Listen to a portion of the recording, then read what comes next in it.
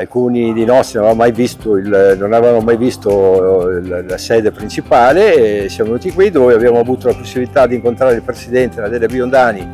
e altri responsabili che ci hanno spiegato come opera il banco alimentare. In quelli che ho già, il banco alimentare non fornisce solo noi del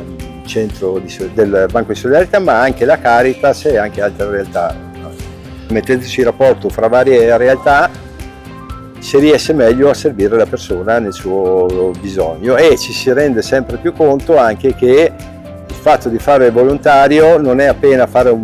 è sicuramente fare un bene all'altro, ma è anche fare un bene a noi stessi, perché ci ricorda